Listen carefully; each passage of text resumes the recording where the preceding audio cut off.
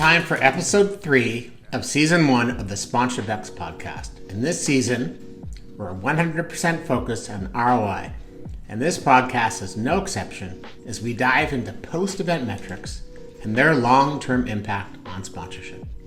You're going to hear Julian Franklin from Franklin Management Group moderate a discussion with Melissa Moskal from the P&E and Jamie Corr from Burson. So get ready to dive in for the long term and look at the impact of your partnerships, your activations, and your amplifications. Okay, hello everybody. Thank you for coming.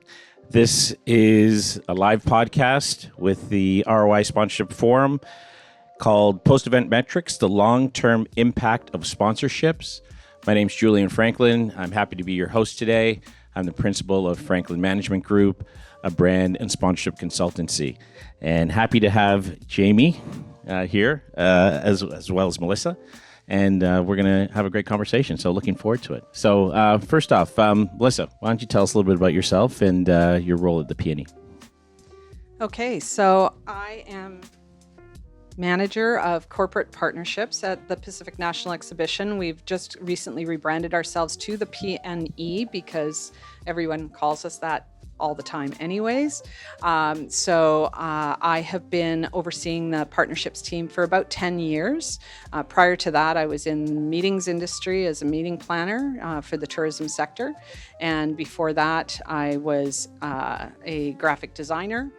So I've had a number of different careers that have all overlapped into the ability to create some really engaged conversations with partners now. Excellent. And Jamie, tell us about yourself and your role at Burson. Hi, I'm Jamie Corr, and I'm the Managing Director of Burson Sports Europe.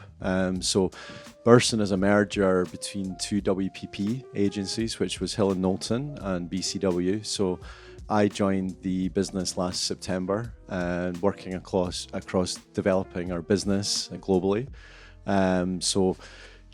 It's nice to see one of my clients in the room today, Explore Edmonton. We also work with big Olympic bids. We work with football bids as well. And then I work a lot on the brand side, developing strategies for sponsors. My background is I work for the International Olympic Committee in Lausanne. So I've worked rights holder side. I've worked with some of the bigger agencies in the world like 160/90, which is part of Endeavour Group, and then also worked brand side a while ago with Red Bull. So that's my background. Two esteemed colleagues in the sponsorship industry beside me here, and I know you've both seen quite a lot.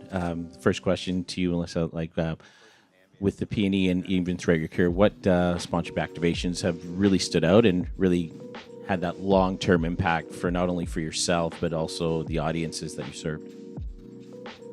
Okay, so he's going off script, so I'm going to throw my notes out. Long-term partnerships, we've had a number of long-term partnerships at the P&E that we're really proud of.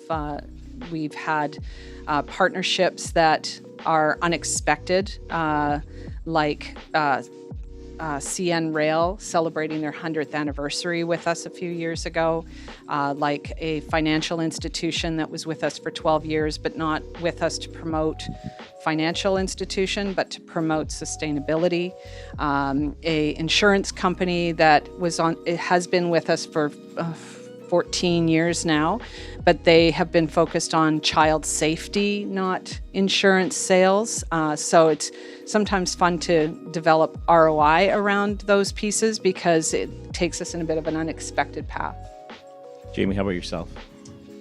So I think probably the best answer is when I was working at the International Olympic Committee, working with the top partners. Obviously, these are some of the biggest deals in the world, and it was really imperative for the brands that we were working with as a rights holder to really develop the narrative over a period of time. You know, if you're investing a lot of money over 8 years, it's really important to create that point of difference from an activation perspective.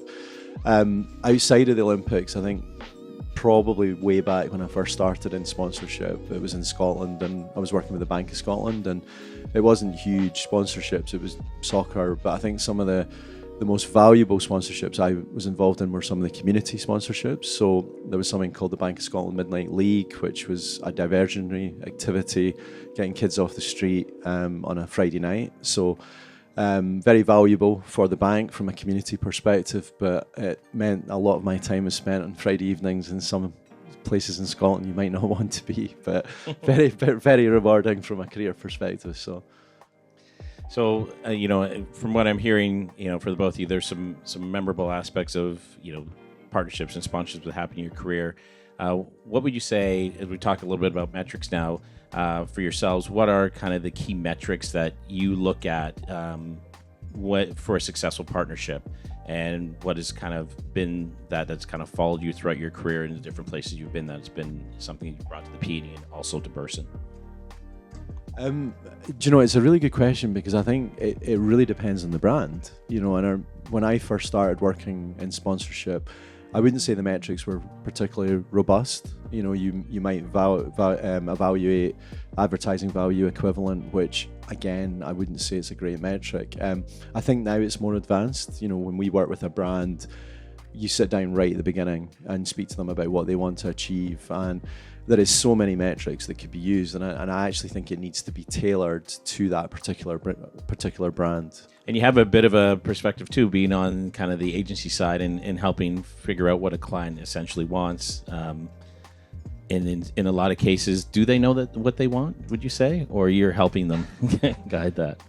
Again, I'm laughing because I've been involved in quite a few major deals, maybe on the rights holder side, where sometimes it is the decision from the very top to get involved. And because I'm a marketing comms person, you're working with a lawyer and you're working with a comms person. The lawyer's remit is to get that signature done. The commercial person's remit is to get the money in. And I often found it surprising that there then wasn't a conversation with the comms and marketing people to how do you actually bring this to life once that signature has been signed. And that is relevant to all partnerships, no matter if the deal is smaller or if it's a big Olympic sponsorship where there could be millions of pounds invested. So, yeah. Well, Melissa, you obviously know what you want as a client, right? So you would say what would be important for you as you look at some of the key metrics for a good sponsorship? Yeah, so I was just having this conversation a little while ago in another area. Measurement can be so ambiguous, and it's about taking the ambiguity out of the measurement by understanding more clearly what everybody's objectives and KPIs are and how those align together. Until you do that, you're always going to have that, I wasn't really expecting that in the RAP report. Right, or I wasn't really expecting that on site. Exactly. And so having a number of really sometimes difficult conversations to make sure that, to your point, the signing authority and the lawyers have the same understanding of the contract that the marketing and comms team, who have to be involved, is challenging. And so bringing all of that together through account management of the partnership is really key to creating a better success. I'm going to jump on another question related to that, and I'll read it verbatim because I think it's a pretty important one. So, given the Peony's unique blend of events from the fair to concerts, how do you specifically evaluate the success of sponsorships post, and what key metrics help you understand their lasting impact on both brand and community, and why? I'm really glad that you brought up community as well, because as a not-for-profit, everything we do is about our community. We have a very tight community with the Hastings Sunrise community, which is kind of the catchment area around our property itself. But we service all of the Lower Mainland. Mm-hmm. So we have demographics that are coming in from the Fraser Valley, coming down from the north, who are all experiencing our very unique property every year. And we have multiple events within our property. So we have an amusement park. That's got a different demographic and set of objectives than our fair, which is very family-oriented, that happens at the end of the summer. And it's also very different from our prize home lottery, which very different property. We have overlying assets for all of that, of course, and we like to blend those assets together wherever we can. But we also have questions around, hey, what do you do the rest of the year? It's one of the favorite questions in Vancouver. You work for the PNE, what do you do the rest of the year? We're a 365 property. We have 6 buildings and outdoor spaces that we manage on behalf of the City of Vancouver. And so we have third-party promoters. We have an event happening tonight. We have an event happening tomorrow night. We always have concerts and family shows and whatnot on site. And so how do we work with those promoters and their partners to create something that the community is going to be happy with, to create something that is accessible to the community and to various stakeholders. And so with that, we have a series of measurement tools in place, everything from passive data collection that, basically reads location services off your phone and tells me where you are in the park and what you might be doing 30 days afterwards. It's amazing. Great. It's also about what you do with that data, though. Yes, correct. And how you report back that data. We have intercept surveys on site that talk to various consumers. We have, you name it. There's probably 30 tools in our toolbox right now. Not every partner gets the use of all 30 tools because it changes by the partner and what those needs are. As a marketer, you're often told, listen to your customer. Sometimes they're going to tell you what they want. Other times they're going to give you clues of what you want. That's why me and the Sponsored Bex team have created what we're calling SPX Basecamp. This is a high elevation experience for marketing leaders. If you're responsible for growth and brand development in your organization, or perhaps you're an entrepreneur, or perhaps you're a change maker, then Basecamp is for you.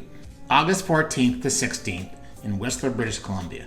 You're not going to come into a setting with keynote presentations and lots of PowerPoint. In fact, there aren't going to be any screens. You're going to work together collaboratively with your peers. You're going to be guided by expert facilitators who are consultants and thought leaders from around the world. And you're going to sit down and face this opportunity to decide, what is your future going to look like?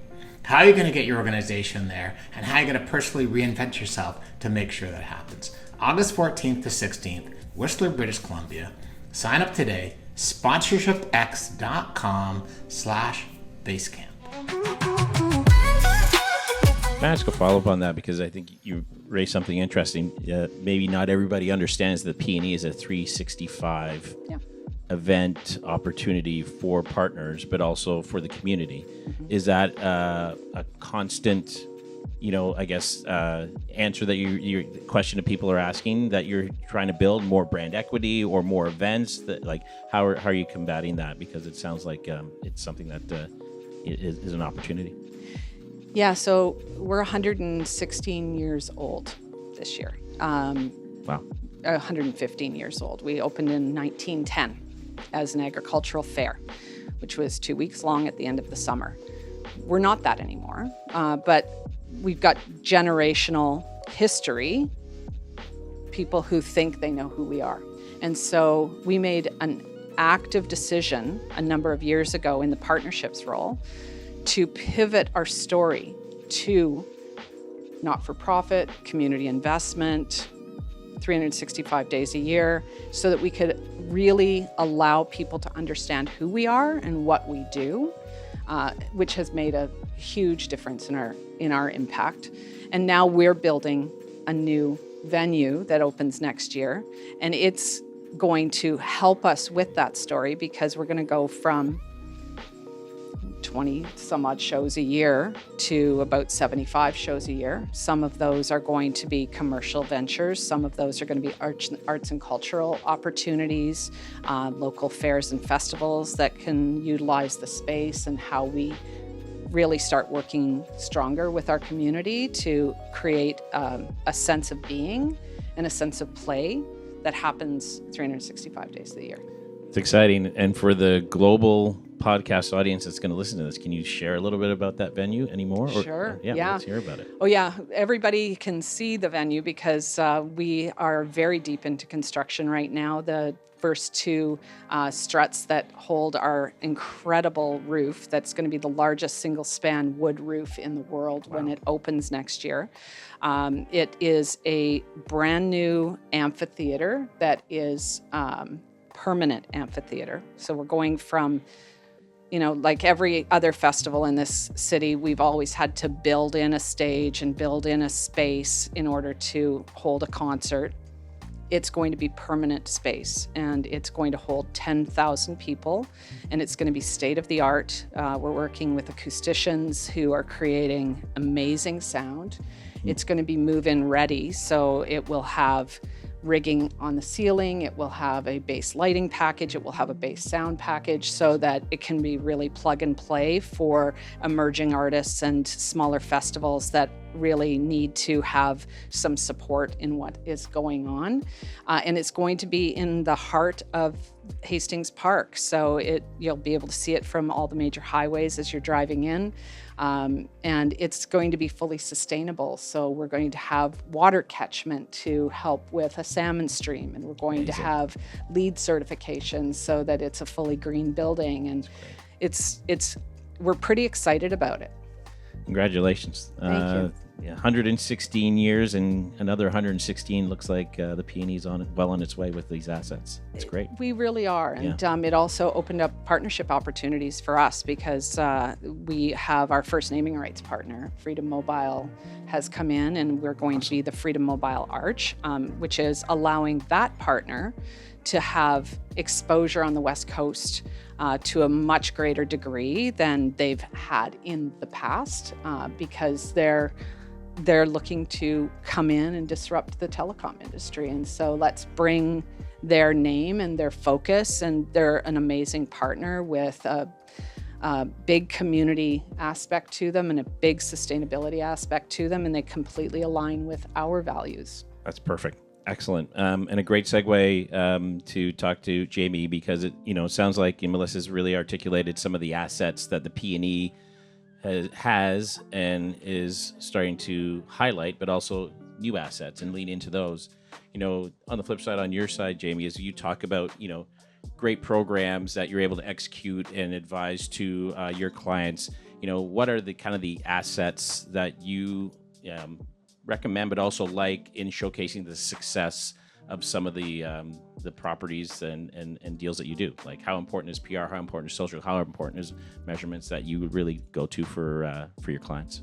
Yeah, I think maybe start at the beginning of how you would articulate a sponsorship deal. So what are those assets? You have all the traditional assets that are important. That could be tickets, it could be exposure to logos, branding, etc. But I think the transformation into the digital era, and all of the additional assets that can then be added into sponsorship deals are now critical. And it's interesting you're talking about, it's not just a venue a festival that's over a short period of time.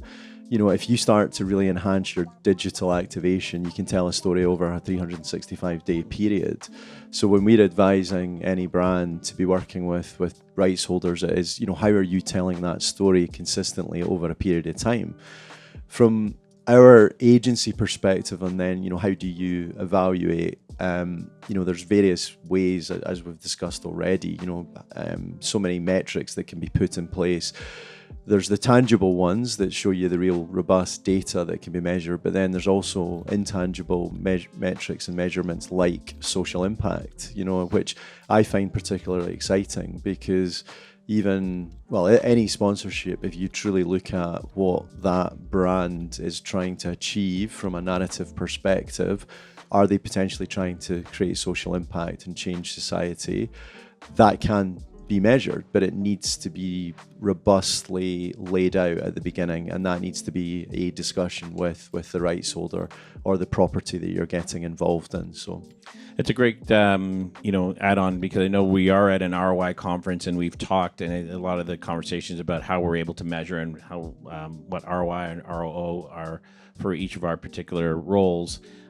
You come at it from a real global perspective, Jamie, and would love to kind of hear, is there a trend that you're seeing across the pond when it comes to global impact that you had talked about, or or is there something else that is really becoming a measurement tool beyond, obviously, data and analysis and tracking? You know, it's a really interesting topic at the moment, is purpose, and unfortunately it's becoming slightly politicized. You know, I don't want to get into that, but I mean, I truly believe in purposeful partnerships, and certainly some of the things that we advise on, any of the brands that are maybe getting involved in a big global property, is looking at something like the UN Sustainable Development Goals. You know, you have 17 goals that have been laid out in a very robust way.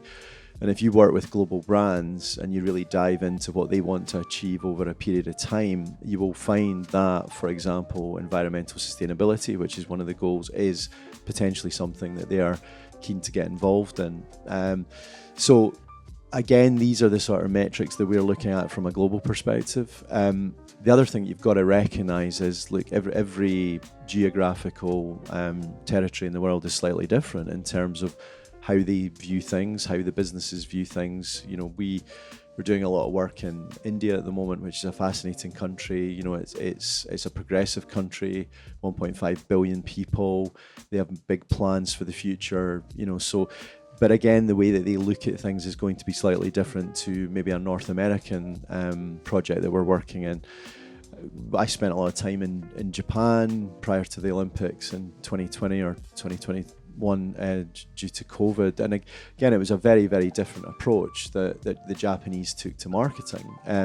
It doesn't mean it's wrong. You know, every area looks at marketing and communications in a different way. So, I mean, it is fascinating to get the opportunity to work with these brands on a global perspective.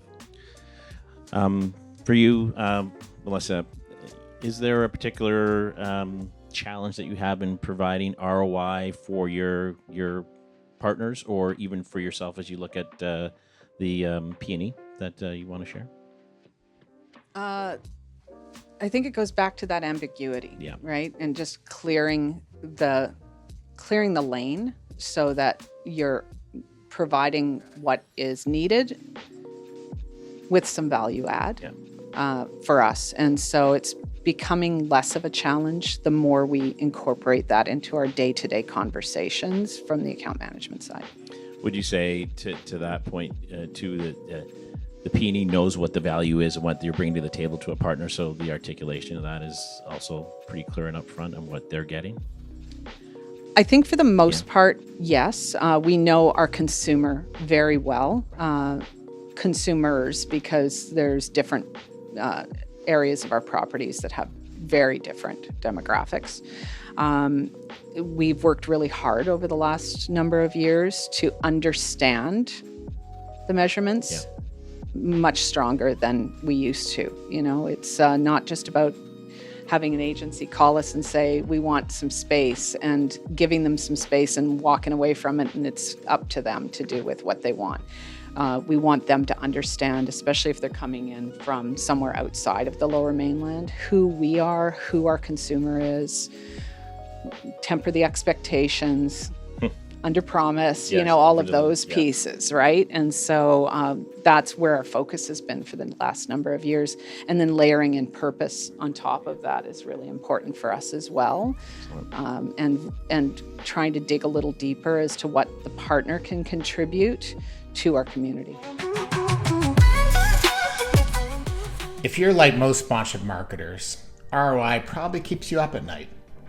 That's why the Sponsorship X ROI Forum in Vancouver was such a big success. And now you can access 17 sessions from that conference on demand for just $299 Canadian. Go to the Sponsorship X Forum website and go to ROI Forum on demand.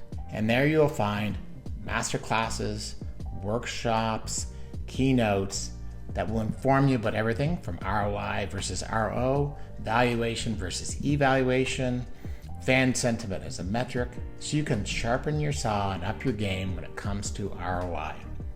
These valuable resources not only include the presentation on stage, but also an opportunity for you to focus right in on the deck if you don't want to actually watch the on-stage presentation. So roll up your sleeves, time to learn, time to take advantage of this opportunity to apply these key lessons to how your organization tackles ROI in sponsorship marketing. That's great. I have a question for you both now, just on a sponsorship that had a lasting impact. Beyond the event itself, that's something that was able to be measured in a success, but also had a short-term and long-term impact that maybe you're both using as a benchmark for future conversations. Who wants to go first? I'll go first. Yeah. Okay.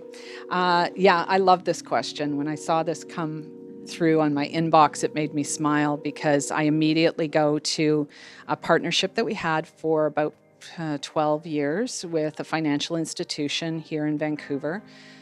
They were focused on sustainability, as I mentioned earlier. And for them, it wasn't just about having a zero waste day on the day that they were incorporated into our fair. They wanted to help us build something successful. So they brought to the table a audit of our site that allowed us to start developing benchmarks and understand better where our garbage was going, where our recyclables were going, how we were dealing with returnables, because we have a big returnables program here in British Columbia. And with those benchmarks that we were able to set, we were able to start having conversations about the data behind where everything was going, how much we were taking out of the landfill and taking to the right streams, how many bottles and cans we were returning through the recycling program or the returnable program to assist with the whole deposit system that happens. And we were able to build additional secondary partnerships or secondary entitlements under our sustainability umbrella. So it became about how does not just, it was Van City as the financial institution, how did they help us start this? But then how did we use that to then build a better conversation with our waste hauler about where everything was going to? How did we deal better with returnables by bringing the returnables company Encore Pacific into the conversation and provide infrastructure to help us have a better returnables program?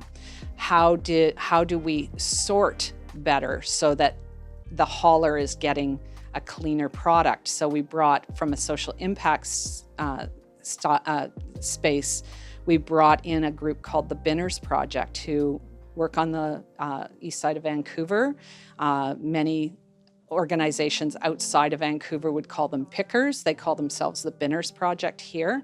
And we provide a living wage to them. We actually pay for them to sort our garbage, and that continues to this day. So although Van City has moved away from the partnership, they've been gone for about 5 years now out of COVID, all of that other impact has continued for us and allowed us to create something that we're really proud of, that is part of our culture as an organization. And with that, we're now looking at other ways of tracking sustainability, greenhouse gases and water use and all of these pieces that are a much deeper conversation than just a zero waste day on the site. We know that we produce a lot of garbage during our big events. And so that is the low-hanging fruit. But how do we create a situation where we're using less electricity, where we're putting new systems into place so that we are not using as much natural gas? All of those pieces start to come out of that conversation, and the buy-in organization-wide is really important. It's not just about a partner contributing to it anymore. It's about everyone on the site speaks to this. It's an amazing example, and I think one of the key words out of a plethora of great ones you said was just about it's built into your culture. Yeah. It's the culture of the organization now, and it's table stakes moving forward for you and any other potential partner that may come into that space. So that's awesome. Jamie, how about yourself? Yeah, I'll use an example from Scotland again, if you don't mind. Please. But, so basically, Royal Bank of Scotland was a major global sponsor prior to the banking crash in 2008. So they were, sponsoring Formula One. golf, investing a lot of money. And then obviously the business really, really struggled after 2008. And they realised that they lost that connection to Scotland. So because they didn't have the money to invest in major global rights deals, they looked at sponsoring Scottish rugby. So at the highest awareness level, it was, front of jersey sponsorship, national team awareness on television, media exposure, etc., which was tracking. But the critical thing for the bank was then to really engage with communities across Scotland. And this was where, you start to really look at articulating that sponsorship from a grassroots level right up to the awareness level that I spoke about. But what was interesting, we did a lot of work with Scottish rugby clubs. They're heart of the communities. You had banks at the time in these communities. And even from an activation perspective, what we did was we reached out to all of these rugby clubs and we invited them down to Murrayfield, which is the home of Scottish rugby, for an event, and we called it basically Fabric of the Nation. So we were able to sort of track that community engagement, which was critical for the bank, and also track consumer sentiment, which was very important. The final piece to this, and it was sort of back in 2010, so we weren't as far advanced from a digital perspective, but what the RBS did was they created the RBS Rugby Club, which was effectively a digital platform. So if you were a customer of RBS, you had access to RBS Rugby Club, which allowed you to get tickets earlier, you had exclusive content, etc. So it was sort of the first digital project I'd looked at or worked on, which created that loyalty for consumers. And then just the final point to this, each one of those initiatives that I've described in that sponsorship was tracked very robustly. Two great examples. And as we kind of move out of ROI and those examples, we talk about advice and future trends for this audience and for those who are listening. And looking ahead, what innovative tools and strategies do you see emerging to help brands better assess the effectiveness of their partnerships coming out of events? James, the RBS example was a pretty good one. You could use that again, or a spin off of that. I mentioned earlier about, at the moment, there's this sort of politicization of purpose to a certain extent, which is unfortunate. But I truly believe that that's not disappearing. We just need to redefine and reframe through a sponsorship lens what that means. And look, every brand, in my opinion, has values. And if you can really understand what those values are and build your partnerships around this, you then look to the long term and what can you do as a business or a brand to actually create societal impact. I think if there is intelligent people working on things like this, that to me is an important trend. So yeah, it's great. Listen, I don't know how to follow that one. That's really good. Trends. Better understanding, transparent conversations. Yeah.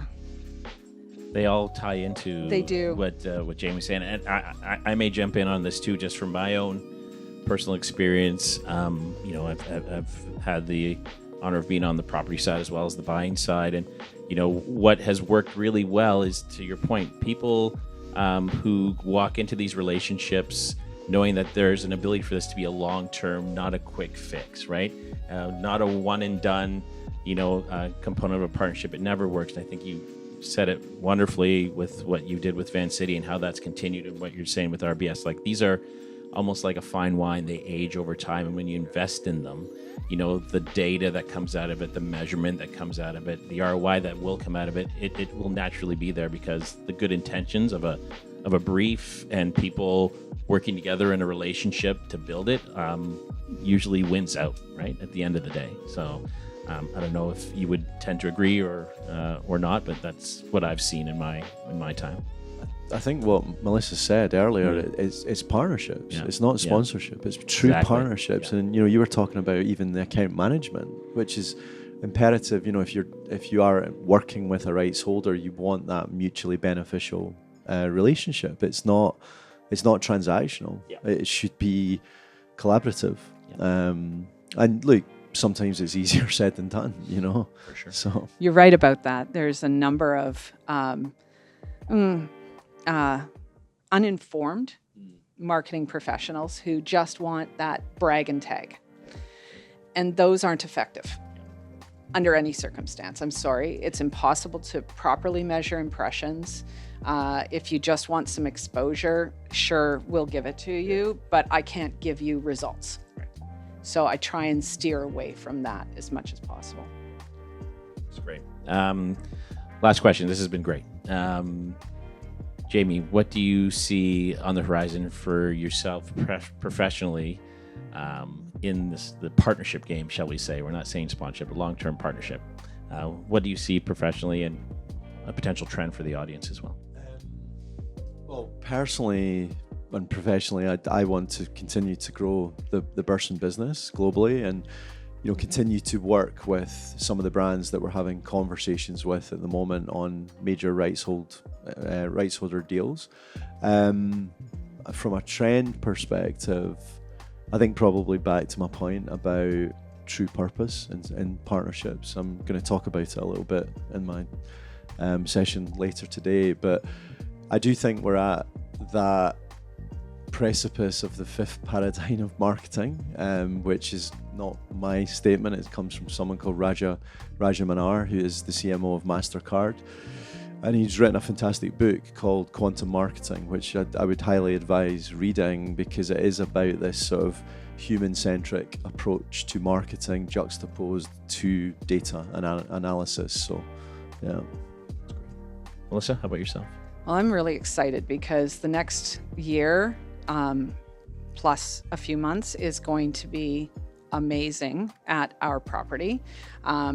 It's a whole new conversation for us because we've been a very grassroots organization for so long. And now with this new venue coming into market, there are new opportunities coming to us that didn't exist before we were building this venue.